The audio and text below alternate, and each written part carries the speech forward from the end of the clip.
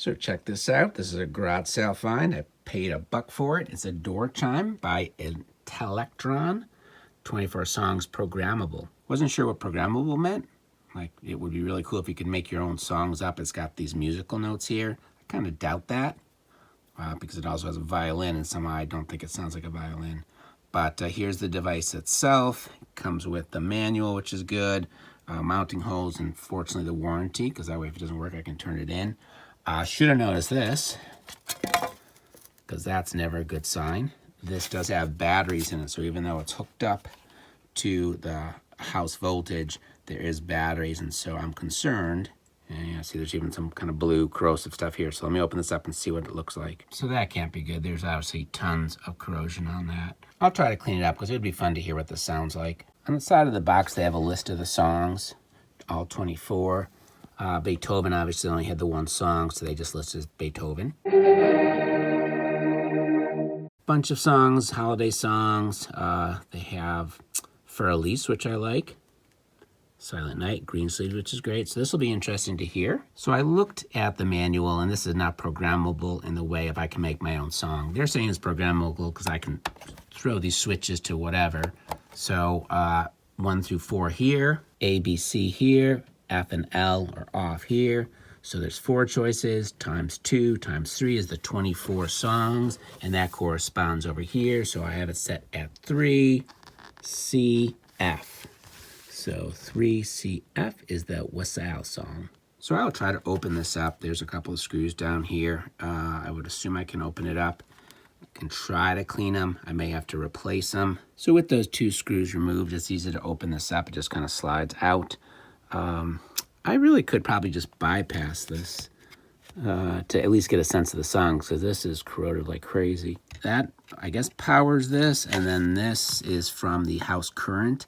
And I guess that it triggers it, turns it on and off. So that is the voltage coming in from the house. And the directions say that that's anywhere between 10 and 16 volts. So obviously I'm not going to hook it up to the house, but I should be able to, just use a power thing to give it 10 to 15 volts, and hopefully it'll work. I have been up to a whole bunch of trouble trying to get this thing to work, and it turned out to be sort of easier than I thought. So I had just cut the wires from the house voltage and from the battery box because they were so terrible, and I just wanted to be able to test it. I had the batteries hooked up very primitively like this, given my 6 volts. And then what I was trying to do with the house current was use this, which was giving me 300 milliamps, and I could do like 12 volts. It wouldn't work. It just plain flat wouldn't work. And I did all sorts of testing. I was trying to see if there was continuity in voltage, and I don't know what the heck I was doing, to be honest. And then I read the manual. And again, this is just a warning to never read the manual first, because it actually might help you. And what it said was new installation. And what it says is, generally it assumes that you have a transformer in place. But in a new installation, you can avoid this expensive installation. Your musical door chime will operate directly from a doorbell button. Simply attach 2 wires from the doorbell to the 2 terminal posts at the back of the unit.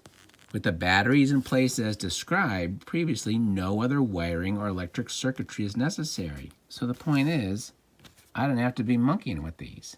So I said, okay, let me just touch these 2 wires together and see what happens. Because there's no way it could be that easy, right?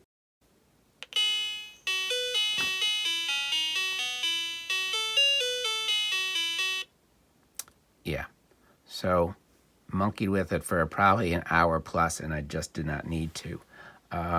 But at least it's working. I mean, that's the actual good news. Let's try 1B out. So here's 1, here's B, here's L. This is supposed to be for Elise.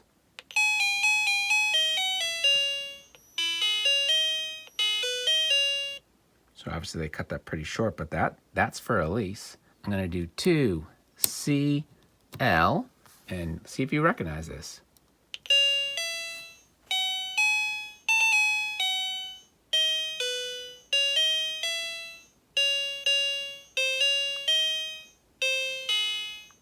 That's pretty good. I would like to be alerted by that anytime a salesperson comes to me. At least then I would be peaceful as I go tell them to buzz off. So it works. So that's swell. Again, the issue is going to be this battery compartment. I still got to redo that. So I don't think that these pieces are salvageable. So I'm just going to pull them out carefully, being real careful with whatever that toxic buildup is there. The other thing is I'm almost positive there's a piece missing here. Anytime you have batteries connected to something, there has to be an uninterrupted link, right? So that has to go to the red, the positive, and this goes to negative. If I was to separate these, obviously they won't work, right? So if you think about this one, these two over here lead to the positive and the negative. That's all fine. So this would lead to down here, go to the top here, and then the battery would come back over here, and there's nothing here. So that's a gap. Same thing over here. This is going over to here. Again, it would go up to here. Typically, it would come back across.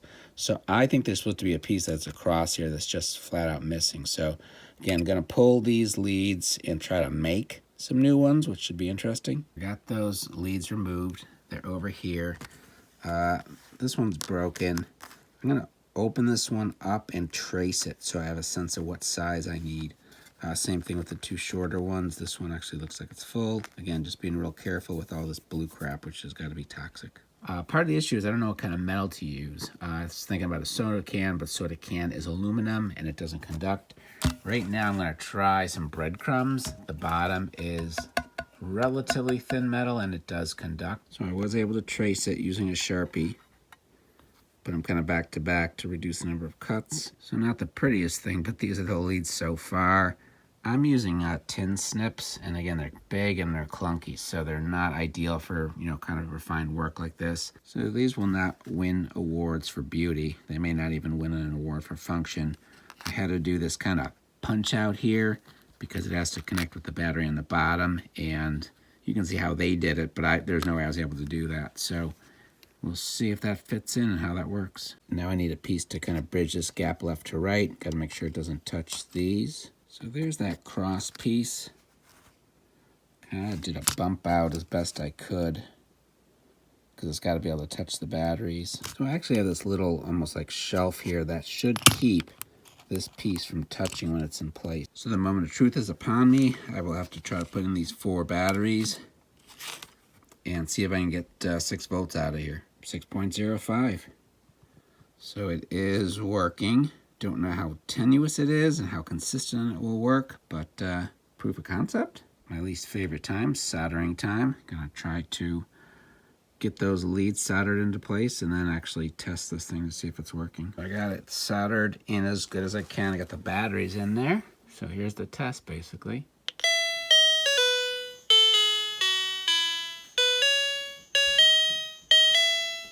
So that works. So that's pretty good. So I got to solder these wires over here, and then I think I should be good to go. Again, how dependable this will be is a big question mark, but for now, that's fantastic. So I've reassembled it. I'm going to turn it on. This is basically the doorknob. I just put in a switch to demonstrate.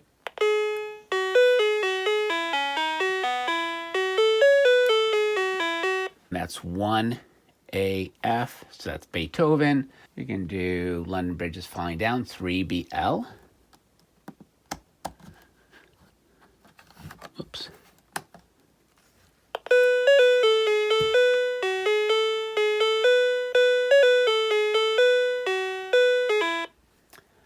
And let's finish with a touch of class.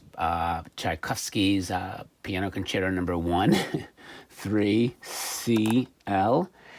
Thanks for watching this video. Please consider subscribing if you watched this far.